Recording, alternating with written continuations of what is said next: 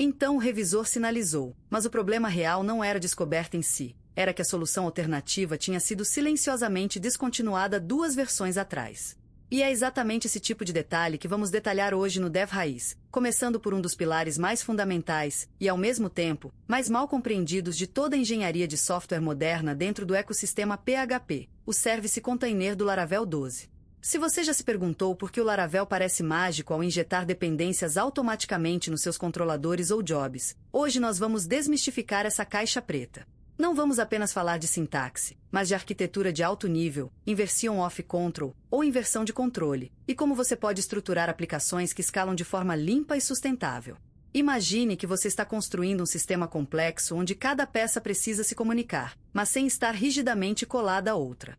É aqui que entra o conceito de desacoplamento, e o Service Container é o maestro dessa orquestra. Ele não é apenas um repositório de objetos, mas um motor de resolução de dependências que utiliza Reflection API do PHP para entender o que suas classes precisam antes mesmo de serem instanciadas. Para dominarmos o Service Container, precisamos primeiro separar 2 conceitos que as pessoas costumam confundir: Dependencies Injection, a injeção de dependência, e Inversion of Control, a inversão de controle. A injeção de dependência é apenas o ato de passar um objeto para outro, geralmente através do construtor ou de um método setter. É uma prática simples, mas que por si só não resolve o problema da gestão de instâncias. Já a inversão de controle é o princípio arquitetural onde o controle do fluxo da aplicação é invertido. Em vez de a sua classe ser responsável por instanciar suas próprias dependências, ela simplesmente declara o que precisa, e algo externo, o container, assume a responsabilidade de fornecer essas instâncias. No Laravel 12, isso atinge um nível de sofisticação absurdo. Quando você define um type-in no construtor de um controller, o Laravel não está apenas fazendo um new na classe. Ele está verificando se aquela classe possui outras dependências, resolvendo-as recursivamente, verificando se existe algum singleton já instanciado e, só então, entregando o objeto pronto para uso. Isso permite que você foque na lógica de negócio enquanto o framework cuida do ciclo de vida dos objetos. Vamos mergulhar nos tipos de binding, ou vinculação, que o container oferece, porque é aqui que a arquitetura sênior se diferencia do código amador. O método mais comum é o binding simples, usando o método bin. Com ele, você diz ao container como criar uma instância toda vez que ela for solicitada. No entanto, em cenários de alta performance ou quando lidamos com estados, o método singleton é o seu melhor amigo.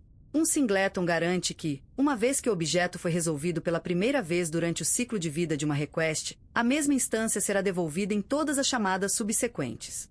Pense em uma conexão com SDK de terceiros ou um serviço de autenticação complexo. Você não quer reconstruir esses objetos 10 vezes no mesmo processo. Mas o Laravel 12 traz nuances importantes com o Scoped Binding.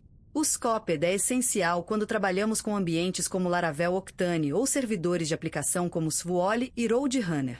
Diferente do singleton, que pode persistir entre diferentes requisições no Octane se não for tomado o devido cuidado, o Scoped garante que a instância seja única dentro de uma única requisição, mas seja destruída assim que a resposta for enviada, evitando vazamentos de memória e poluição de estado entre usuários diferentes. Agora, se você quer elevar o nível do seu código para padrões de grandes empresas, você precisa entender o binding de interfaces.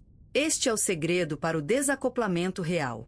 Em vez de injetar uma classe concreta, como um strip PyMainProvider, você injeta uma interface, como o PyMainProvider Interface.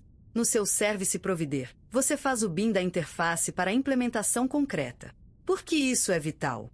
Porque se amanhã sua empresa decidir trocar o strip pelo pagar.me ou pela add, você altera exatamente uma única linha de código no seu Service Provider, e toda a sua aplicação continua funcionando sem que você precise tocar em um único controlador ou service. É o princípio de Open Closed da Solid em sua forma mais pura. O código está aberto para extensão, mas fechado para modificação. Além disso, isso facilita enormemente os testes unitários. Você pode facilmente substituir a implementação real por um MU com um double de teste no container, garantindo que seus testes sejam rápidos e não dependam de APIs externas ou bancos de dados. Mas e quando a situação complica? Imagine que você tem 2 serviços diferentes que precisam da mesma interface, mas exigem implementações concretas distintas.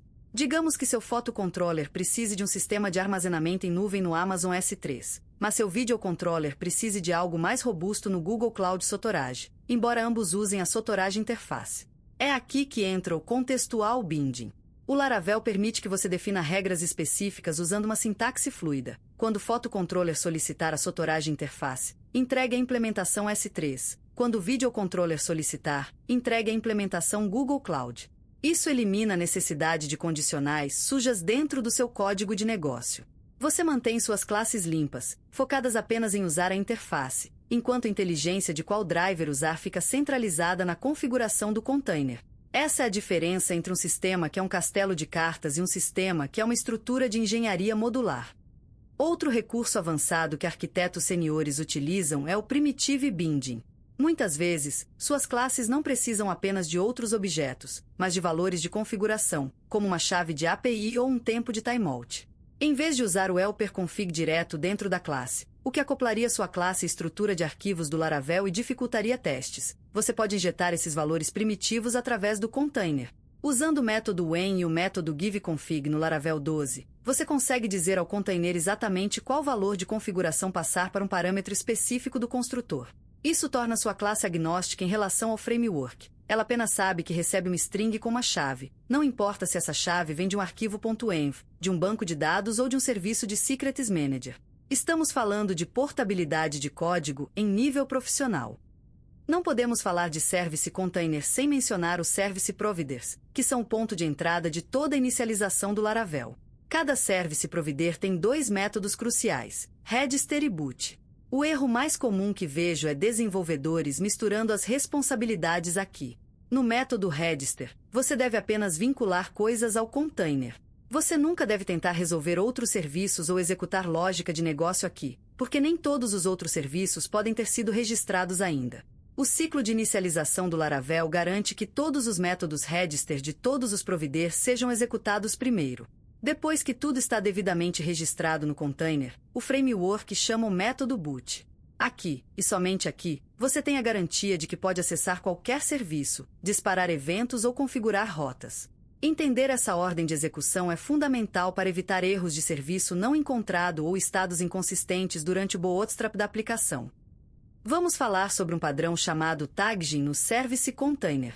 Às vezes, você precisa de um conjunto de classes que implementam a mesma interface para processar algo em lote.